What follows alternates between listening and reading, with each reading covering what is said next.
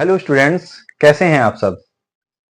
उम्मीद करता हूं आप सभी अच्छे होंगे और मेरे वीडियो का बेसब्री से इंतजार कर रहे होंगे। और इंतजार होगा भी क्यों नहीं, क्योंकि इन दौरानों में मैं वीडियो में कुछ ज्यादा गैप कर दे रहा हूं। मैं वीडियो बना नहीं पा रहा हूं। मेरे पास वैसे कोई काम नहीं है, इतना बिजी नहीं हूं, लेकिन कहते हैं ना कि अगर आप किसी चीज का टाइम मैनेजमेंट नहीं रखते हैं तो आप धीरे धीरे पिछड़ते चले जाते हैं। और यही सेम चीज मेरे साथ हुई। तो टाइम मिसमैनेजमेंट की वजह से ये इतने सारे जो दिनों का गैप हो गया है, मैं वीडियो प्रोवाइड नहीं करा पा रहा हूं। तो आज मैं आपके लिए पठारों से संबंधित एक चैप्टर लेकर के आया हूं। इसको बहुत ही गौर से पढ़िएगा, ध्यान से पढ़िएगा। पेपर और पेन ले लीजिएगा ताकि जरूरी जरूरी नोट्स आप नोट कर सकें, महत्वपूर्ण चीजें आप नोट कर सकें। तो ज्यादा देर न करते हुए वीडियो की शुरुआत करते हैं। पठार, प्लाटो,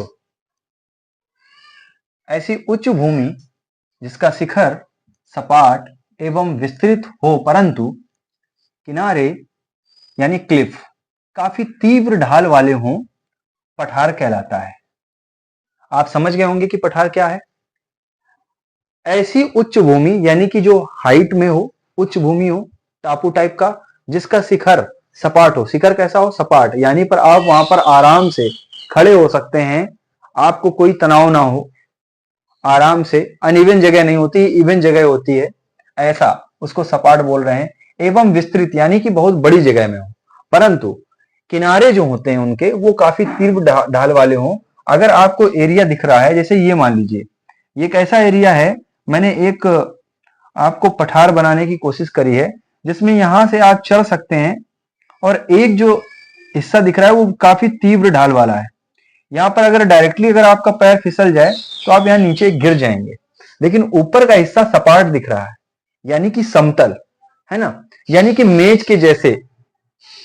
तो आप ये भी कह सकते हैं, दूसरे शब्दों में ये भी कह सकते हैं क्या, कि दूसरे शब्दों में भूपटल के वे स्थलखंड पठार होते हैं जिनका कम से कम एक ओर ढाल समीपी सतह या सागर तट से अधिक ऊंचा हो और खड़े ढाल वाला हो। खड़े ढाल वाला, ये खड़े ढाल वाला है, इसको खड़े ढाल वाला बोल रहे हैं।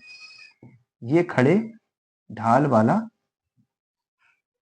हिस्सा है, जबकि ये आपका ढाल वाला हिस्सा है जो समीपी सतह के पास में है। ये सतह है जहां पर आपको हॉरिजॉन्टल प्लेस मिलेगा और यहां से आप ऐसे चढ़ सकते हैं और इस एरिया में आ सकते हैं। ठीक है, तो आगे की बात करते हैं। उसका ऊपरी भाग मेज के आकार में सपाट होता है।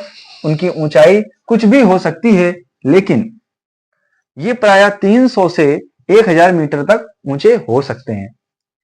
पठारों पर उच्चावच की असमानताएं पर्वतों से कम एवं मैदान से ज्यादा पाई जाती हैं।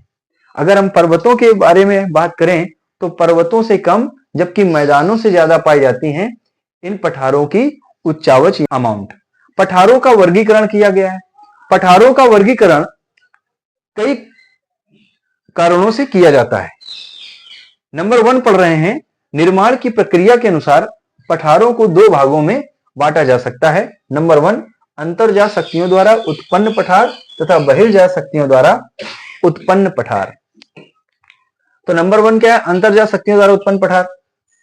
नंबर 1, पटल विरूपणी पठार, जिसको इंग्लिश में डायस्ट्रॉफिक प्लाटोज भू संचलन रूप धारण करता है, तो उसे पटल विरूपणी पठार कहते हैं। जैसे तिब्बत का पठार और पेंटागोनिया का पठार, दक्षिणी भारत का पठार। ये सारे जो पठार हैं, ये सारे जो प्लाटोज हैं, ये प्लाटोज आपके अंतर्जात शक्तियों द्वारा उत्पन्न पठार माने जाते हैं। इनको एंडोजेनिक प्लाटोज के नाम से भी जानते हैं। लावा पठार, लावा पठार वो पठार होते हैं जो कि बेसाल्ट लावा के निक्षेपण से, निक्षेपण मतलब एकत्रित होकर के, इकट्ठा होकर के इसका निर्माण होता है और इसका रंग काला होता है। जैसे दक्कन का पठार, कोलंबिया का पठार।